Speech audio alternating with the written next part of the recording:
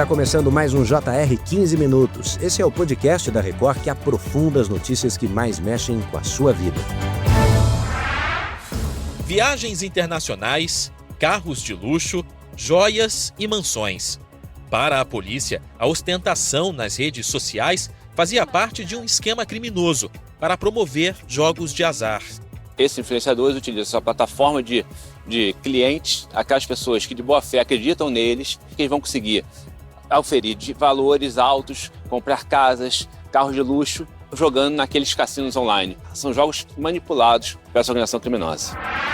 Bom, foram 15 influenciadores, você ouviu, todos influenciadores digitais, alvos dessa grande operação da polícia, suspeitos de integrar uma quadrilha criminosa, que promovia jogos de azar online. O esquema, que teria movimentado mais de 4 bilhões de reais, usava as redes sociais para atrair apostadores, com promessas de ganhos fáceis, ostentação de luxo. A operação reacende o debate sobre os limites éticos e legais da atuação de influenciadores, o impacto social dessas apostas, o avanço desse mercado entre as pessoas mais vulneráveis. Tem um levantamento, inclusive, do Serasa, que diz o seguinte: 40% dos apostadores endividados, lá das classes D e E, já recorreram ao chamado jogo do tigrinho, tornando essa modalidade mais comum entre os que vivem com menos recursos.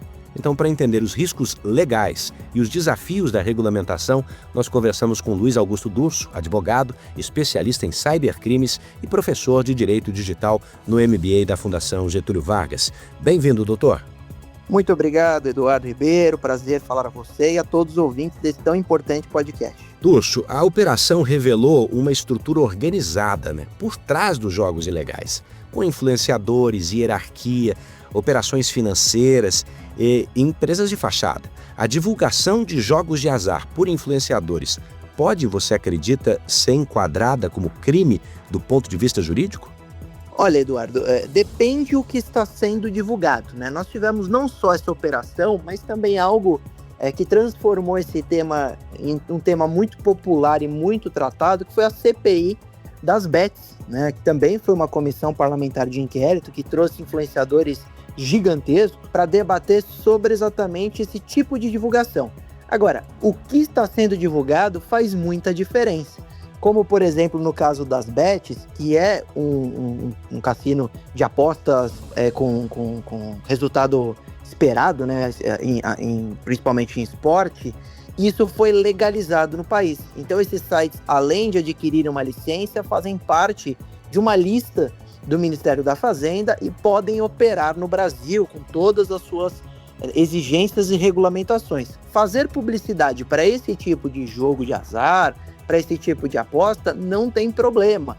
Claro que tem uma questão moral, uma questão ética, mas do ponto de vista jurídico não há ilegalidade. Diferente de fazer publicidade em jogos não regulamentados ou que não podem ser auditados, ou pior, que na verdade são jogos de fachada e no fim ali é uma atividade de um mero estelionato. Por quê? Porque grande parte desses jogos não regulamentados, que inclusive eram divulgados por certos influenciadores que estão sendo investigados nessa operação e nesse inquérito, ele simplesmente dava ganhos muito relevantes para o jogador que nunca conseguiria sacar. Vale dizer, ele ficava muito motivado a continuar jogando, a colocar os seus valores, e ali ele via uma receita gigantesca. Ganhava inclusive nas apostas. E na hora de sacar, ele simplesmente ou era ignorado, ou era banido, ou seu saldo era liquidado. Por isso que, na verdade, a investigação nesse caso, desses influenciadores, ela é muito mais profunda. Ela não só verifica a questão da publicidade de determinadas atividades ilegais, mas do envolvimento direto de alguma dessas figuras nessa organização criminosa, no fim, por óbvio, de lavagem de dinheiro, de estelionato. É uma questão muito mais profunda do que simplesmente divulgar um jogo que as pessoas podem ganhar ou perder. Mas, doutor, o que diz a lei hoje em dia em relação a jogos online desses que as pessoas baixam no celular? Como é que a pessoa que recebe a dica de um influenciador para baixar e começar a jogar faz para perceber se aquele jogo está regulamentado, se aquele jogo está legalizado ou se ele devia correr daquele influenciador? Vamos lá, então com a regulamentação das bets e alguns cassinos virtuais, alguns jogos específicos, nós temos uma previsão que esta empresa que deseja operar no Brasil precisa cumprir os requisitos. E qual é um requisito importante? É você se cadastrar junto ao governo federal e o governo liberar uma licença de operação. Para conseguir essa licença, o pagamento é altíssimo, nós estamos falando em 30 milhões de reais, e esta licença ela é divulgada no site do Ministério da Fazenda. Então, qualquer um que desejar jogar em algum desses sites, ele precisa verificar se este site, esta empresa dona desse site, está sendo integra essa lista divulgada pelo governo federal, pelo Ministério da Fazenda. Se ela integra, aí sim você já tem uma primeira segurança que aquele jogo é regulamentado, autorizado, e que se qualquer problema ali existir, você não só tem a segurança jurídica de ações judiciais, mas também a possibilidade de medidas administrativas, de multa e até o cancelamento da licença. Voltando a falar do influenciador que faz propaganda, que tipo de conduta o senhor consideraria mais próxima de um contorno criminal? O que ele tem que ter feito para que nessas investigações a polícia consiga indiciá-los e levá-los para a justiça? Olha, Eduardo, a gente tem uma questão interessante, um debate muito bacana para a gente trazer para esse nosso papo, que é a responsabilidade dos influenciadores, tá? Do ponto de vista da esfera civil, então do direito civil, hoje a responsabilidade desses influenciadores ela é muito grande, chegando inclusive a ponto de, caso o influenciador divulgue qualquer coisa, promoção de smartphone até casas de aposta, se o jogador, se o usuário, se o consumidor não receber o produto, não receber o valor ao final prometido, a vítima poderia processar o influenciador. Então tem uma premissa muito interessante no Brasil, que isso já foi consolidado em jurisprudência, em doutrina, não a lei específica, trazendo essa responsabilidade, mas o judiciário já reconhece de plano que o influenciador ele é responsável por aquilo que divulga na esfera civil. Então, se tiver qualquer problema, ele tem que pagar indenizações e ressarcir. Na esfera penal, isso é um pouco mais complexo. Por quê? Porque na esfera penal a gente tem que pelo menos encontrar ou a culpa ou o dolo, a vontade ou a negligência, a omissão, até a omissão proposital, né, que seria a culpa consciente. Então, nós temos uma dificuldade maior em responsabilizar criminalmente esses influenciadores. Eles precisam ter uma figura muito mais de coautor do que alguém que não foi tão diligente e acabou sendo enganado. Diferente de alguém que chega com o jogo do Tigrinho e fala, olha, aqui o meu jogo é sério, eu tenho regulamentação, eu estou apto a operar no Brasil, divulgue o meu jogo, e esse influenciador deveria pesquisar e não pesquisou, não é tão simples ele responder criminalmente. Já civilmente é muito mais simples. Diferente da investigação nesse caso, que me parece, ou tudo leva a crer, as investigações estão tentando apurar exatamente isso, é que o influenciador, primeiro, ele ganha pela perda dos jogadores, ele ganha pelo vício do jogador em jogos que nunca aquele indivíduo receberá, que ele ganha num esquema que é um golpe, que é uma simulação de jogo e na verdade nunca ninguém vai ganhar ali, muito menos retirar dinheiro algum. Então, diante disso, a polícia tenta responder ou desvendar o quão esses influenciadores tinham de conhecimento do resultado final dessa atividade para enquadrá-los na atividade criminal. Como é que funciona a atuação da Polícia Civil, doutor, em crimes digitais como esses? Há tecnologia no Brasil suficiente hoje para rastrear o caminho do dinheiro, a origem das apostas ilegais e tentar, ao menos, frear isso? Nós temos as delegacias especializadas cada vez mais eficientes, cada vez mais preparadas para encontrar.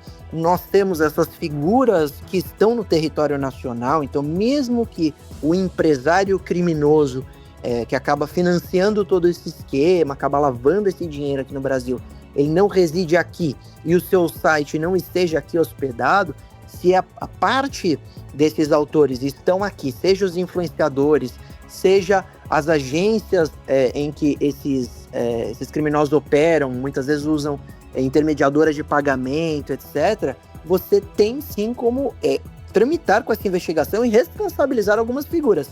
Não necessariamente o grande cabeça dessa quadrilha, mas alguns envolvidos precisarão esclarecer ou serão também responsabilizados. Então a investigação aqui no Brasil ela pode ser perfeitamente apta a tramitar, por isso que é importante as vítimas, né, quem jogar qualquer coisa na internet e perceber qualquer fraude, não conseguir receber o dinheiro, ou verificar que com pouco dinheiro você consegue ganhos muito astronômicos que também não são liberados para saque, né?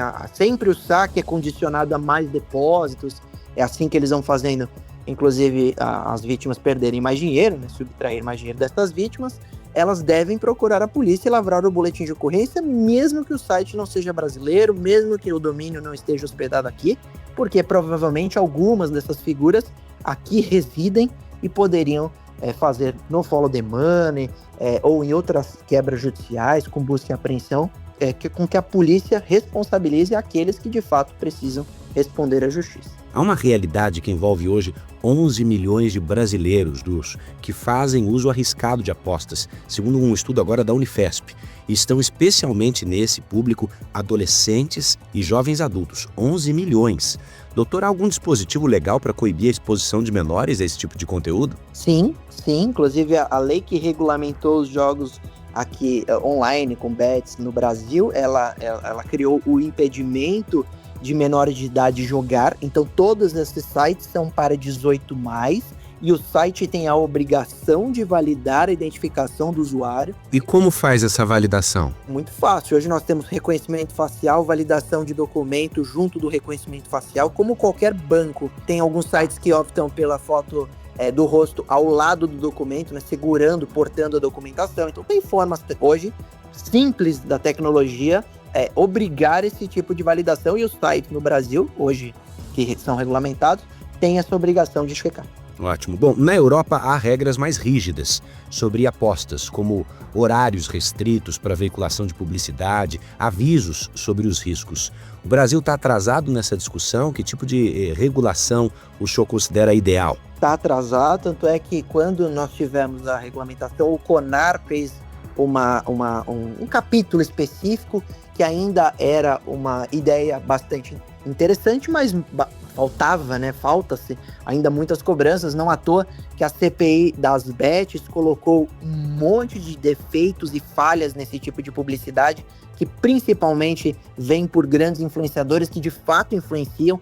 A gente permite muitas vezes a publicidade ser velada, e o que não é permitido, ela tem que ser explícita, escancarada, inclusive com hashtag publi ou publicidade. Muitas vezes o influenciador não faz, e a gente não tem um órgão que fiscaliza e multa esses influenciadores de maneira eficiente, né? O CONAR deveria fazer isso, mas não tem mão suficiente para olhar todos os influenciadores. Então no Brasil a gente realmente está percebendo o quão grave é esse mercado, porque ele é um mercado que traz de alguma forma renda para esses empresários, cria empregos, mas também gera um problema gravíssimo de renda, ou de eliminar o dinheiro de baixa renda. Muitos valores, 4 bi em um mês foi identificado vindo do Bolsa Família para bets, fora dependência, depressão. Então são situações que a gente precisa melhorar muito com regulamentação para que esse jogo possa existir, mas com controle tão eficiente como a gente faz, por exemplo, para a venda de bebida alcoólica ou venda de cigarro, seja qual for um vício da vida adulta. Após CPMI e agora com essas operações policiais, o senhor aposta, para usar aqui o trocadilho, em alguma mudança prática nesse ramo? De maneira bem lenta, mas aos poucos a gente vai evoluir, mas não como esperávamos. Então, curto e grosso, eu acredito que a gente evolua, mas a passos curtos. Bom, assim está terminando a edição 1231 do seu podcast 15 Minutos. Eu quero agradecer demais a participação de Luiz Augusto D'Urso, que é advogado especialista em cybercrimes e professor de Direito Digital do MBA da Fundação Getúlio Vargas. Muito obrigado, doutor. Muito obrigado, Eduardo. Foi um prazer.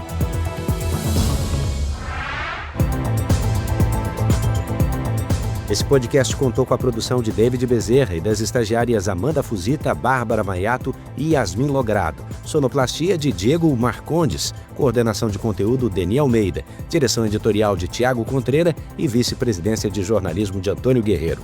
Você pode acompanhar o JR 15 Minutos no portal R7, nas nossas redes sociais e na sua plataforma de streaming predileta.